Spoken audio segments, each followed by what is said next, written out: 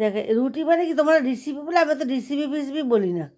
এইটা রুটি বানিয়েছি একটা কী দিয়ে, এর মধ্যে পেঁয়াজকে একদম কুচি কুচি করে কাটা আছে, কাঁচা লঙ্কা থেতো করে দিলাম, এর মধ্যে ডিম ভেঙে দিলাম, দিয়ে বেসম আর এই ময়দা দিলাম, দিয়ে এই রুটি বানালাম। তোমাকে দেখালাম না একগুচ্ছ বানানো আছে ওখানে, এখানে দেখালাম না, এখানে একটা দেখালাম।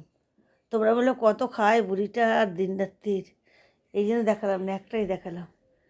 যদি ভালো লাগে না বানিয়ে খাবে, আর সবাই একটু নীলাকে শেয়ার করে দিও, শেয়ার আর কমেন্ট সব করে দিও, যেন ভিউজটা বাড়ে।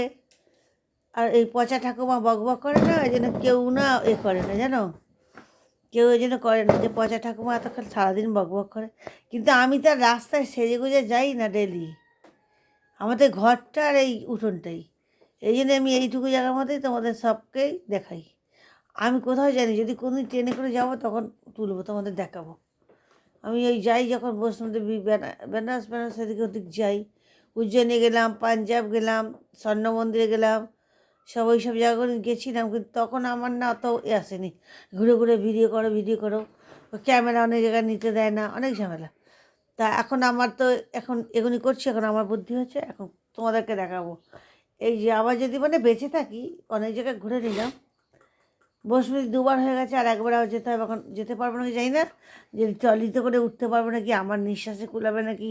এখন তো আমার 58-60 বছর বয়স হয়ে গেল, জানি না আমি পারবো নাকি উপরে উঠতে। এখন আমার নাতি তো টেনে টেনে ধরতে গেলে তুলেছে, আমি তো এবারে অনেক কষ্ট হয়েছে। আগে গেছিলাম তো অতে না, আর এইবারে একটু কষ্ট হয়েছে, আগেরবার তো দুজন মিলে দুই রাস্তা চলে গেছিলাম, হারিয়ে গেছি। এইবারেও আমার নাতিকে পাঠিয়ে দিয়েছিলাম ভিড়ের মধ্যে, আমি এইটা বুঝতে পারলাম না যে আমার নাতি হারিয়ে যাবে, কিন্তু আমার নাতিকে মা ঠিক খুঁজে খুঁজে রেখেছে, মা বৈষ্ণোদেবী ঠিক খুঁজে খুঁজে আবার আমার কাছে দিয়েছে। দাদু একবার হারিয়ে গেছে লাইনে, দাদুকে খুঁজে পাওয়া যায়নি, কিন্তু পুলিশরা বললো যে এখানটাই বসে থাকো, খুব সুন্দর বৈষ্ণোদেবীতে পুলিশরা সুন্দরভাবে কাজ করে।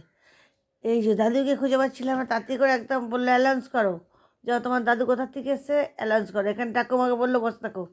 আপনাদের মধ্যে এত মিল, দাদুর নাতি সব এত মিল, মানে দাদুকে খোঁজার জন্য পাগল হয়ে যাচ্ছে।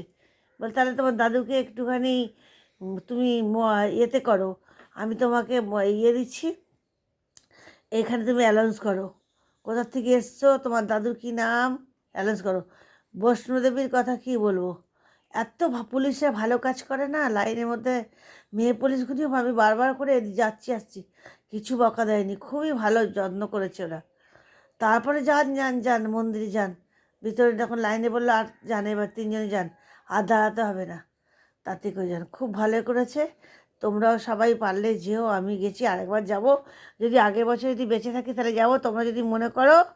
তা আমরা তো যাই এই যে পরীক্ষাটা যখন এই স্কুলের ছুটি পড়ে তখন যাই 20 দিনের ছুটিতে। তা তোমাদের বলে দেবো আমি জানুয়ারি না ডিসেম্বরে যাই, জানুয়ারি ডিসেম্বর মধ্যে যাই, তো তা তোমাদের বলে দেবো, তাহলে একসঙ্গে আবার বৈষ্ণোদেবী ভেট করতে পারবো সবাই মিলে। তাই যাক, সকালে বকবক করলাম, তোমরা কিছু মনে করো না, আর আমার কমেন্ট শেয়ারটা একটু করে দিও। যদি এর মধ্যে কোথায় যাই, এই 40 দিনের ছুটি কোথায় যদি যাই, 40 দিনের ছুটিতে হয়তো শিলিগুড়ি যেতে পারি, শিলিগুড়ি মহানন্দা দেখাতে পারি তোমাদেরকে, জানো এখন মহানন্দাও সুন্দর জায়গায় গেছে, তোমাদের এখানটা দেখাতে পারি।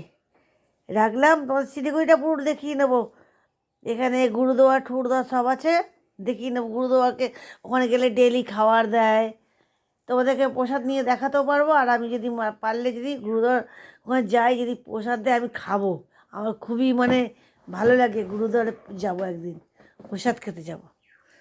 আর তোমরা যদি মনে করো যে গুরুদুয়ারে প্রসাদ খেতে আসবে, তাহলে এসো, এই যে আবার এই যে নীলার এই চ্যানেলে আসবে, তোমাদেরকে খাইয়ে দেবো।